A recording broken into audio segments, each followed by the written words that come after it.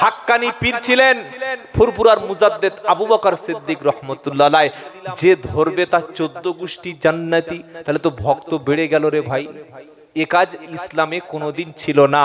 দাদা হুজুরের কাছে গেলে, খাজা মঈনুদ্দিন চিশতির কাছে গেলে, ইমাম বাকি বিল্লাহর কাছে গেলে, কুতুবউদ্দিন বখতিয়ার কাকির কাছে গেলে, আশরাফ আলী থানভীর কাছে গেলে চট করেই মুরিদ বানিয়ে নিত না। আগে কলেমা পড়াতো। পীরের যদি মেজাজ খারাপ হয় আর চোরের যদি কাশি রোগ থাকে, দুজন কিন্তু ব্যবসায় ভালো বানাতে পারবে না। কি বুঝলেন? যদি চুরি করতে গিয়ে একবার খক খক করে কাশে, ওর ব্যবসা শেষ।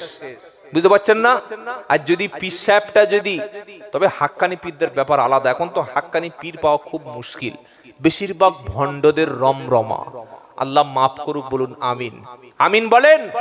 হাক্কানি পীর ছিলেন খাজা মঈনুদ্দিন চিশতি আজমিরি রহমতুল্লাহ আলাইহি।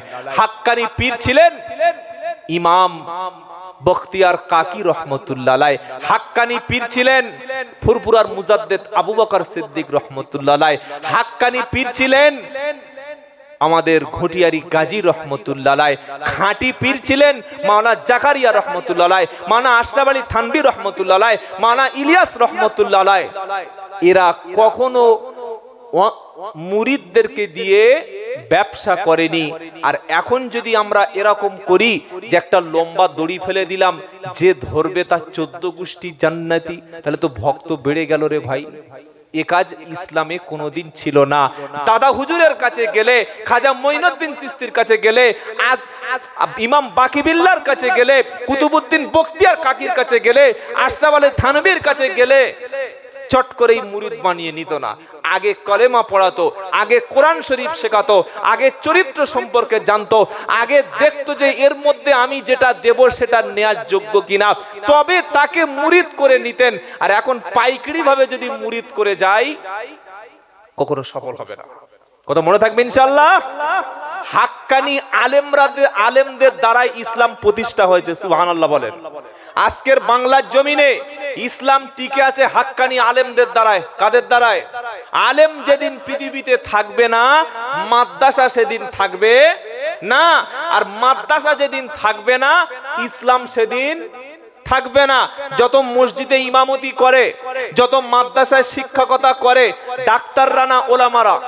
আমি ডাক্তারদের অপমান করছি না, তাদের ডিপার্টমেন্টটা অনেক উঁচু, অনেক উঁচু। যদি আমরা আমাদের সন্তানকে একটা এমবিবিএস ডক্টর করতে পারি, একটা এমডি ডক্টর করতে পারি, আমাদের মেয়েদেরকে যদি গাইনোকোলজিস্ট ডাক্তার একটা করতে পারি, গাইনি স্পেশালিস্ট ডাক্তার, এটা আমাদের জন্য অনেক ভালো, অনেক বেটার।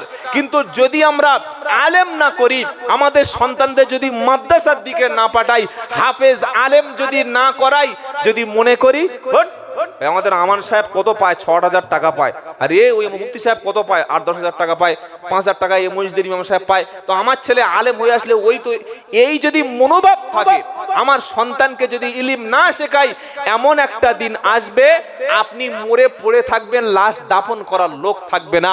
আপনি নাপাক হয়ে মরবেন, গোসল দেওয়ার লোক থাকবে না। আপনি মারা গেছেন, আপনাকে দাফন করবে, জানাজার নামাজটুকু পড়াবার লোক থাকবে না। ছেলে মেয়ের বিয়ে হবে, বিয়ে পড়াবার লোকটুকু থাকবে না। গরু তখন আর ওই বিসমিল্লাহ বলে জবাই করতে হবে না, তখন ওই ছুরি দিয়ে ঘরে জবাই করে নিতে হবে। কি বুঝলেন বলেন? শরিয়াতের কোন কঠিন বিষয় জানার জন্য ওলামাদের কাছে যেতে হবে। যদি আমরা আলেম না বানাই, আলেমের কারখানা হচ্ছে এই মাদ্রাসা। সুবহানাল্লাহ। ইলমের কারখানা হচ্ছে মাদ্রাসা। আপনার সন্তানকে উচ্চ শিক্ষায় শিক্ষিত করুন। যে ডাক্তার ডাক্তারি পেশা গ্রহণ করার আগে তার সিনার মধ্যে কোরআনের কোনো অংশ থাকবে, এই ডাক্তার কখনো রোগীর সঙ্গে খারাপ ব্যবহার করতে পারবে না। যে মাস্টারি পেশা গ্রহণ করার আগে তার সিনার মধ্যে কোরআন থাকবে, সে কখনো মাস্টারি পেশার সঙ্গে গিয়ে জীবনে কখনো চাল চুরি করবে না। চালচোর মাস্টার আছে না? কথা বলেন। আছে বহুত মাস্টার আমাদের এলাকায় ধরা পড়েছে, চাল চুরি করতে গিয়ে ছাত্রদের মিড ডে মিল পর্যন্ত খেয়ে নিবি। চিন্তা করেন কোন জায়গায় চলে গেছে। যে শিক্ষকের মধ্যে কোরআন থাকবে এই শিক্ষক কখনো দুশ্চরিত্র ছাত্র তৈরি করবে না, কথা মনে থাকবে ইনশাআল্লাহ। সেজন্য আলেম শূন্য যদি হয়ে যায় পৃথিবীটা, আর মুসলমানদের কোনো অস্তিত্ব থাকবে না। সেজন্য আল্লাহর নবী বললেন তলাবুল ইলমি ফারিজাতুন আলা কুল্লি মুসলিমি ওয়া মুসলিমা, প্রত্যেকটা মুমিনকে ইলম শিক্ষা করা, জ্ঞান চর্চা করা সুন্নাত না ফরজ? ফরজ।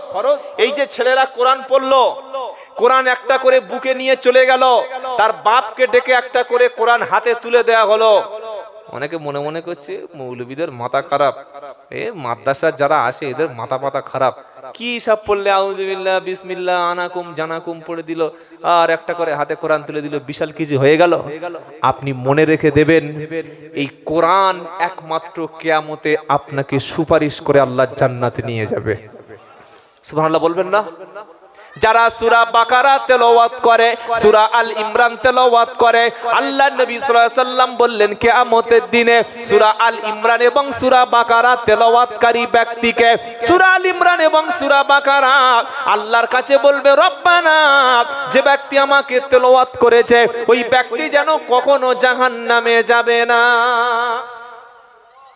আজকের মুসলমানদের ঘর তো কবর হয়ে গেছে। কি হয়ে গেছে? কবরস্থানে যেমন আজান হয় না, কবরস্থানে যেমন জামাত হয় না, কবরস্থানের উপরে যেমন জুমা হয় না, কবরস্থানের উপরে যেমন কখনো জিকির হয় না, আজ আমাদের ঘরগুলো তাই এমন ছেলে তৈরি করুন যে ছেলে ফজরের নামাজের পরে কোরআন পড়বে, এমন মেয়ে তৈরি করুন আর রাতে ঘুমাতে যাওয়ার সময় কোরআন তেলাওয়াত করবে। কোরআন হাসরের ময়দানে সেদিন বান্দাকে সুপারিশ করবে। আল্লাহ পাক শোনাচ্ছে সেদিন এমন কঠিন দিন আসবে, ওয়াকুল্লুহুম আতিহি ইয়াউমাল কিয়ামাতি ফারদা। 16 নম্বর পারা 15 নম্বর লাইনের 10 নম্বর পৃষ্ঠার 95 নম্বর আয়াত, সূরার নাম সূরা মারিয়াম। আল্লাহ পাক শোনাচ্ছে ইমামকে সেদিন আলাদা ডেকে নেব, মুক্তাদিকে আলাদা আমি আল্লাহ ডাকবো, পীরকে আলাদা ডাকবো, মুরিদকে আলাদা ডাকবো, বাপকে আলাদা ডাকবো, মাকে আলাদা ডেকে নেব। সেদিন আলাদা আলাদা আমি আল্লাহ আমার সামনে পৃথক পৃথক ডেকে নেব। দলবদ্ধভাবে আসার কোনো সুযোগ, যদি বলো।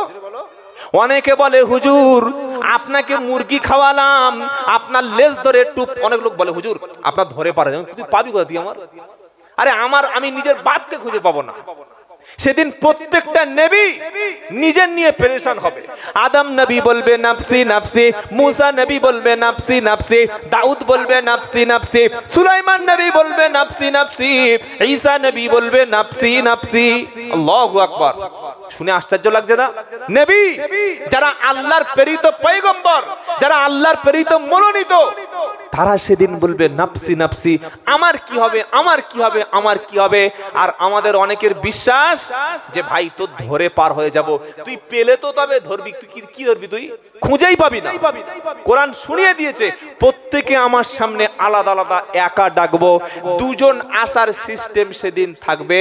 ওয়াত্তাকু ইয়াউমাল লা তাজজি নাফসুন আন নাফসিন শাইআ ওয়ালা ইকবালু মিনহা শাফাআতু ওয়ালা ইউখাযু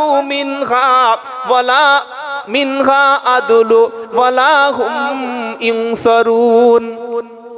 প্রথম পারা সূরা বাকারার 48 নম্বর আয়াতে আল্লাহ পাক বলছে বান্দা সেদিনকে ভয় করো। তুমি কিসের উপরে ভরসা করে নামাজ ছেড়ে দিয়েছো? যেদিন এমন একটা সময় আসবে কেউ কারোর কোনো উপকারে আসবে না, স্বামী স্ত্রীর কোনো উপকার করতে পারবে না, স্ত্রী স্বামীর কোনো কাজে আসবে না, ভাই ভাইয়ের পাশে সেদিন ঘেঁষবে না, সেদিন কারোর সুপারিশ আল্লাহ গ্রহণ করবে না, সেদিন কারোর বিনিময় আল্লাহ নেবে না।